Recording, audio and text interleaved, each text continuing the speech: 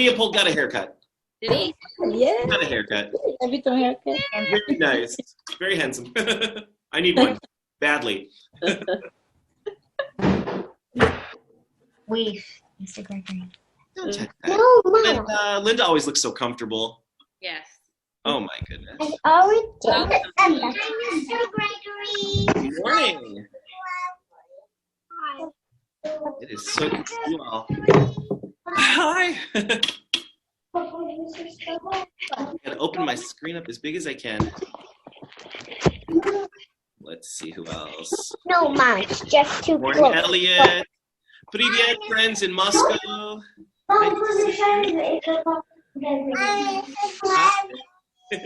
Hey, Samir. All Hi, right, Charlotte. Mr. Gregory, you ready to get started? I'm so ready. I'm so glad to get good morning, everybody. Ready to start. Let's do it.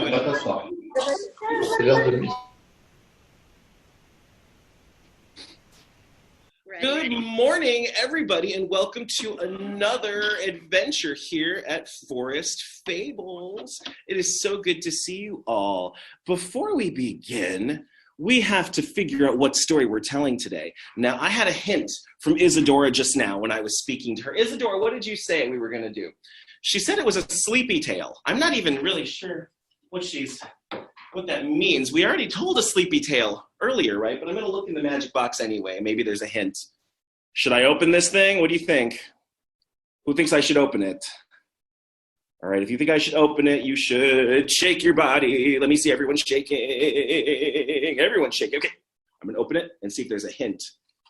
All right, we know that inside the box, there is magic, a little bit of magic. And in the magic, hey, it's my slumber mask again. Sometimes I sleep in this thing. That doesn't make any sense. We just did a story just the other day about somebody who was sleeping. Remember, we told the story of that girl that couldn't get, I know, here's what we need to do. We'll figure it out. We're going to go to the Fable Forest together. Now, to get to the Fable Forest today, I think we need a little bit of a windstorm. Can you guys help me make a windstorm? You can make a windstorm just by blowing. Let me see you all blowing. I'm going to put on my hood. All right, if you're blowing, let me hear you all blow. 1, 2, 3. Whoa, hey, it worked. You guys are amazing. You guys are now going to head on over to the Fable Forest. See if you can find Isadora there, and I will join you in just 1 minute, all right? See you there.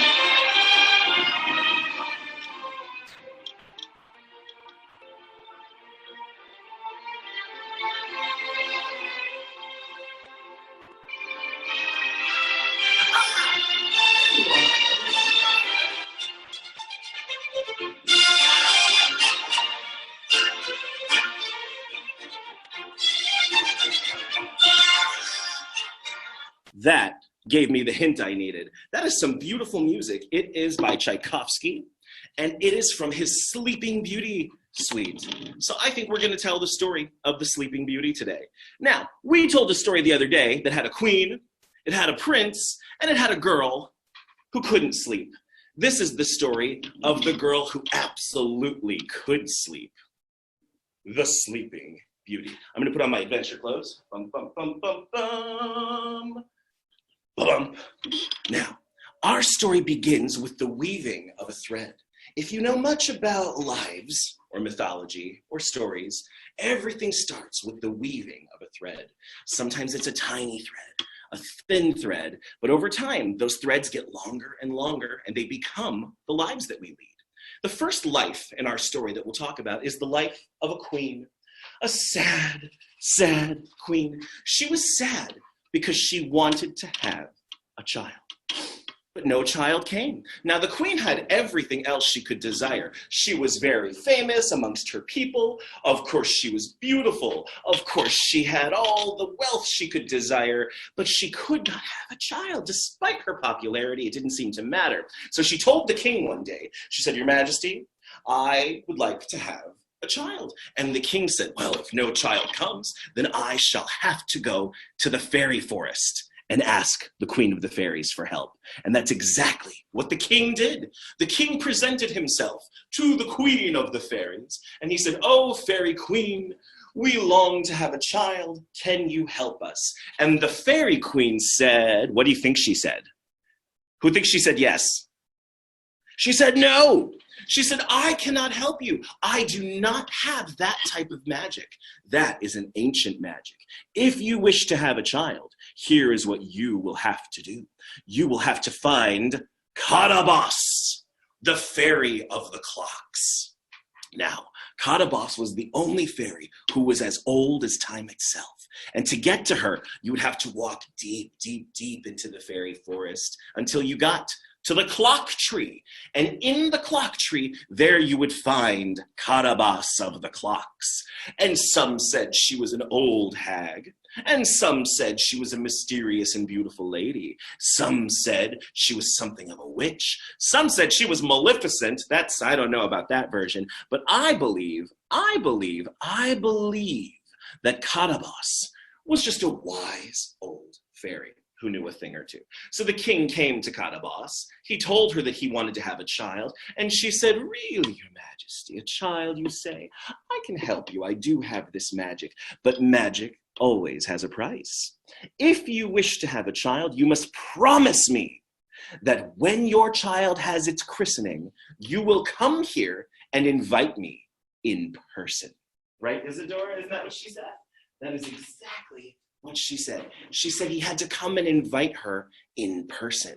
And so she made her magic happen. Magic, magic, magic. And with that magic, soon enough, absolutely, you know what happened, right? There was a huge, huge christening because 9 months later, they had a baby. Just like it was promised. Whoa. Could you imagine attending a party like this one? The music was incredible. They had guests for days. And the best part of all of the fairies from all of the lands came swooping in to celebrate with them. Fairies were coming, you see, because fairies bring really, really, really good party gifts. Oh my goodness. Hold on just a second. Easy. Ha! Sorry about that, my cat's getting crazy. That's why they don't invite cats to parties like this one. And there's fairies lined up for dates, and there's Thistledown, and there's Ragweed. I don't know the names of all the fairies. They've all got very naturalistic names, right? And they're all bringing presents for the baby. And the dinner that was spread out for these fairies, it was fancy. They had golden plates. They had silver goblets to drink out of, and they all got a swag bag. Everyone got a swag bag. It had lotion in it and hair care products and really good stuff, right? And these fairies were decked out. It was like the Met Gala. They were all so beautiful. They were making really impressive entrances up staircases, and you could just hobnob with all of the most famous fairies. But guess which fairy wasn't there? Carabas of the clocks wasn't there because the king had forgotten to invite her, even though he promised he would. Oh boy, it's not going to turn out good. She's got a short fuse, they say. Anyway, all of the little fairies gather around the baby, and they're all giving gifts to the baby. And the gifts are things like attributes, qualities. "I bless the baby with the quality of joy," says one fairy. "I bless this baby with good humor and wit." And they're all giving their blessings to the baby, right? And they're dancing around. And all of the qualities that they're giving the baby are qualities that would help you win a beauty pageant. No one was giving her wit, really, much wit or intelligence. You know, it wasn't happening. They weren't valuing those qualities yet. And that's because the fairy that gives those qualities was, of course, the yellow fairy, the sunshine fairy. And the sunshine fairy was coming. She was going to give the princess the gift of great intelligence. But at the moment that this was going on, guess what? The Sunshine Fairy was outside taking a selfie with Helen Mirren, because Helen Mirren obviously was around back then. Anyway, Sunshine Fairy's outside. She's not there to give her blessing, and who should show up but Carabas of the clock. And she's like, Your Majesty, you forgot to invite me in person. And the king is like, oh yeah, I promised I would do that. But, things just got so busy with the baby. It was, it's complicated. We were throwing a party and she was just like, you forgot to invite me. I'm not happy about that, but I'm here now and I will give you a gift. I will give your baby a gift. And all the people were like, what's she gonna do? So she gets closer to the baby, right? And she's like, this child will grow to be beautiful and all the qualities that everyone else has given. But on her 16th birthday, she will prick her finger on the pointy end of a spindle and she shall fall asleep forever. And all the people were like, no, it's not true. She can't do that. And she was like, oh, yes, I can. And that will teach you to break a promise to a fairy. And the king and the queen are like, no, she'll prick her finger on a what? Oh, on a spindle. What is this thing everyone keeps talking about, right? It's this spinny wheel thing, and it's got this like pointy end right over here. You got to be careful not to poke your finger on it. It could really hurt your finger. You have to be so careful. I don't really know much about these things except that thread comes from them, and you can weave things. And I also know that one time when I was 7 at the Denver Museum, they had one of these things on display, and I wanted to touch it so badly, and I went over and touched it, and I knocked it over.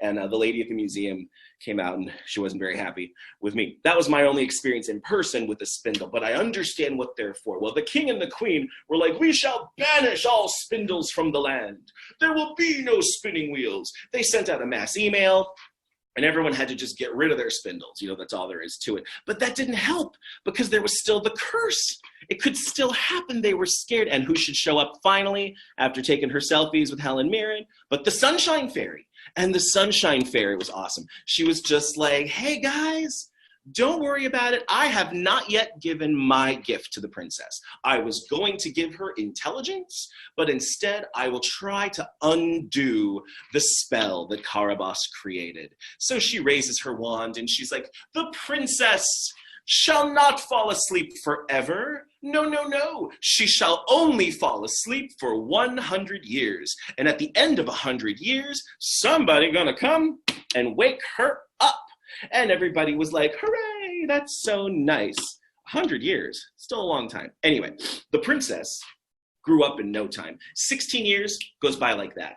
And the princess grew up to have all those wonderful qualities. She was beautiful and kind and calm. She always took long, replenishing rests when it was time to sleep. Beauty rest, they called it. She wore the most beautiful of gowns, of course, and, all the birds and the mice and things would gather around her. She had all those great qualities that always attract fairy tale animals, right? And she was just as lovely as could be. She wasn't that clever, though. That was her only downfall. She wasn't that clever. But a lot of famous people have played the role of Sleeping Beauty. One of those Fannings did it. Who else? The great Tawny Welch played Sleeping Beauty. Raquel Welch's daughter. Sad she doesn't work much anymore. Also, Bernadette Peters played her at one time. Bernadette Peters, again, falling in love with love. And the one quality of Sleeping Beauty that nobody remembers to include is the fact that she was a snoop. She was a snoop. They called her Snooping Beauty in the castle because she was always snooping around. She was always like, ooh, I wonder what's in here. I'm going to peek behind this door. I'm going to listen at this keyhole and see what people are talking about. She was always snooping around. She would get someone's mail, right, and hold it over the steam to see if she could read through the letter to see who was writing to who. And all of the people in the castle knew she was doing it. They were like, there goes Snooping Beauty again. Oh boy, oh boy. What a snoop. Anyway, one day she was snooping around like usual, snooping up a staircase, up onto a balcony, right? And she snoops her way right into oh wow, that is a hat. That is all the hats. I love this one. Anyway, she snoops through this little door and into this attic room, and there's an old lady up there, and she is spinning with a spinning wheel. I guess she didn't get the email from the king. She didn't know they were supposed to get rid of all the spindles. Oh my goodness, she had no idea. And of course the princess is like, ew, what's that thing? And the old lady's like, this is a spinning wheel, my dear. Would you like to try it? And of course the princess is like, oh yeah, I want to try it. I've never seen one of those before. Why didn't the king and queen tell her to avoid spindles and spinning? Like, it doesn't make any sense. They should have told her not to touch one, even if they banished them from the kingdom. Anyway, this old lady's up there. She's spinning away, and she's like, yes, my dear, please spin away. Now, if it's the ballet version, we get this delightful and lengthy thing where the princess is like, I can't touch it, but I want to. But I can't. And she like dances around the spindle and the spinning wheel for like ages. I remember seeing the ballet on PBS when I was 8 and being like, prick your finger already. It's taken forever. Anyway, she gets too close and she pricks her finger. And the next thing you know,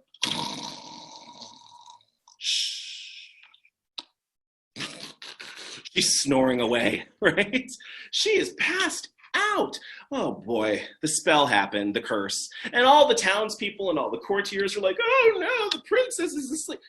These people had 16 years to prepare for this moment, but everyone just falls apart in a crisis. And the king and queen are like, this is terrible, what shall we do? And thankfully, the Sunshine Fairy was stopping by, and the Sunshine Fairy was like, don't worry, guys, she's only gonna sleep for 100 years. And the king and queen are like, when she wakes up, everyone's gonna be really, really old. And the Sunshine Fairy is like, oh yeah, I always forget what short lives you mortals have. In fairy years, 100 years is nothing. Oh, I know. And she gets her wand and she's like, I'm going to adjust the spell now. Not only will she sleep, but so will everybody else. She puts everybody to sleep, all of the courtiers. She puts to sleep the butcher and the baker and the candlestick distributor, and all those people fall asleep. And then she one-ups it. She's like, and I'm going to protect the castle by adding another spell of briars and vines all around the castle. We'll make a briarwood that covers the castle up so that nobody can come inside and steal anything while you guys are resting for 100 years. And the spindle spins out briars and vines to tell people not to come into the castle. So there's briars and vines outside, and inside, briars and vines outside, inside, and it goes back like this for 100 years. And she doesn't have a CPAP. She doesn't have anything. I mean, she doesn't even have a slumber mask like this one to sleep. 100 years of sleep, though, that does sound very refreshing. And then one day, who should come along to the outside of the briarwood but a really stressed out prince. And he's like, oh no, I heard some bad news. I heard there was a castle with a briarwood in front of it. I heard there was a girl in there sleeping. I heard everybody else was asleep too. That's so sad. I'm gonna come in and see if I can help these people. I just don't know how to do it. And of course, divine intervention. We don't know who helped him. Maybe it was the Sunshine Fairy.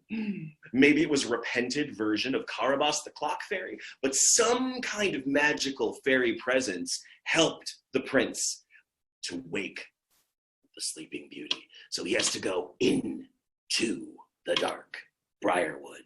And he's going through it. He doesn't have a sword, right? Maybe he's using a pencil or something to get himself through the briarwood, right? And he's like, yeah, I got it. And he gets closer. He sees the castle in the distance, and he gets even closer still. And he sees people sleeping in the briarwood. He's like, oh, the story was true. He gets closer. The people are passed out. He's like, wake up, guys. Oh, no, I have to wake the princess first. So he follows the fairy presence through this little door here, and then there's the fairy there, and then in here you can see where she is slumbering peacefully, right? And so he comes inside the chamber where the princess is asleep, and he falls asleep too. The end. Is that what happens? Rebecca says no, that's not what happens. No. Mateo, is that what happens? He sleeps? No? Okay, so he's got to wake her up, right? So he creeps closer to her bed, and artists love to draw this thing. And I love this one because he's got the Dorothy Hamill hair going on. It's pretty. Anyway, he creeps closer to the bed, and he's like, oh, she's the most beautiful thing I've ever seen. And he gets very, very, very close. And how does he wake her up? What does he do? What does he do? Does he give her a kiss? Does he lean in and give her a big old smooch? No! Of course not. He doesn't even know her. You can't just go up to someone that you don't know and kiss them. That's not very nice. No, he had a better plan. He leaned in very, very close. And he said, hey, princess, wake up, lady! Wake up! Hey, lady! Wake up! And guess what? She woke up. She was like, oh, has it been 100 years? I don't know. I don't even know what's going on. No one even gave me the details. Where am I anyway? And all the people down below woke up and they were like, yeah, we slept for 100 years. It's going to be so weird out there. When we go outside, there might be all kinds of technology we don't know. They weren't worried about it yet, right? And so everyone's so happy that the Sleeping Beauty, she's no longer called the Snooping Beauty. She's the Sleeping Beauty now. She got rebranded. She wakes up, the castle loses all of the thorns, and they open up a big old theme park, and they have a great big celebration. And some people say that they even went on tour and did a show or something. I don't know what happened exactly, but they were very happy. And remember, children, remember, magic usually has a price. So if you make a promise to the fairy of the clocks, keep your promise. Oh, who knows what may happen to you? You might get a gift that you don't like that much. And that's the story, the real story of the Sleeping Beauty. And we're back in the Fable Forest, just like that. Now, before we head back over to the Blanket Fort, I want to share a piece of artwork from one of our friends. My friend Elliot, I'm sorry the picture is sideways, was listening very closely to our story the other day about Treasure Island, and he made his own really cool treasure map. X marks the spot. It's pretty awesome. And I am so proud of Elliot for sharing all of this wonderful detailed art with us. If you make some artwork, please feel free to send it to me, Gregory at hopscotchmontessori.com. I would love to share your picture sideways or right side up. Well done, Elliot, and well done, everybody. I'm gonna head back over to the Blanket Fort. I'm gonna see if Isadora is ready to come and say hello to everybody, and we can unmute and I'll say hello to each other. And tomorrow we're coming back for short stories, Frog Tales. So I hope to see you back here at 11 for Frog Tales. All right? I think he's going to get his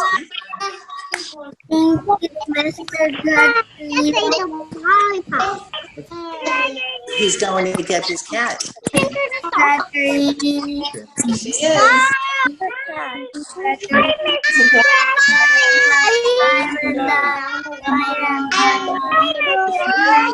Hi, Isadora.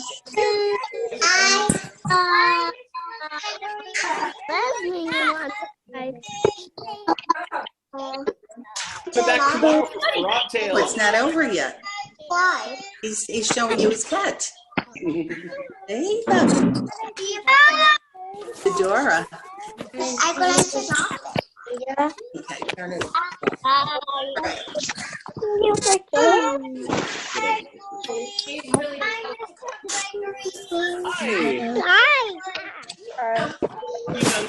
Mr. Gregory.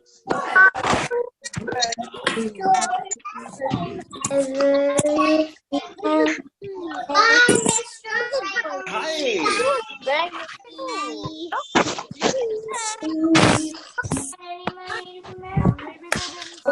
Hey, Jacob. You friends in Kiev? Hi, Vivian. Nice to see you. Hey, Mr. Vander- Gregory. Who's that? Lexi. Mr. Hi, Lexi. Hi, Lexi. Mr. Gregory. Hi, Lexi. Wanna tell me something? I know it's hard to hear. Our project is really beautiful. It's gonna have glitter on it. It's gonna glitter? What color glitter? Oh no. You don't know yet? I think it's gonna be pink. Ooh, I love pink glitter. I hope you'll send me a picture. It's gonna be really cute. Ooh, I want to see it. I'll Hey, kiddo. I'll take a picture of it and I'll send it to you. Have Daddy send me the picture. I want to see it. My dad will take a picture of it and then send it to you. I'll be looking for it. I'll see it on your phone. Mr. Okay, Gregory, yeah. did you see Mason's fort? Thank you, Mr. Jason has a- Lexi. You're welcome, Lexi. I'll see you later. I'll see you tomorrow. Tent fort. Oh, cool.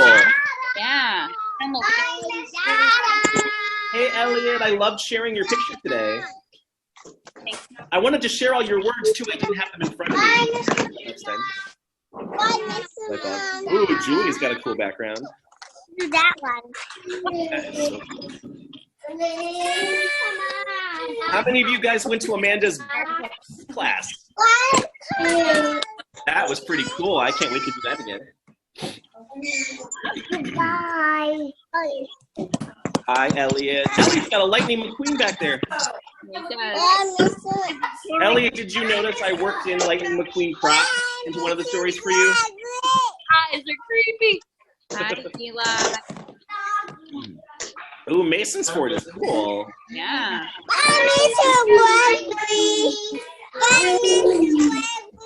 Hi, Bye, Eli. friends in Kiev and Moscow. Your eyes are creepy. Hi, Kush. Good to see you guys. How's everybody? Hi. All right, friends. See you guys this afternoon for your class meeting. Thanks, Amanda. See you tomorrow.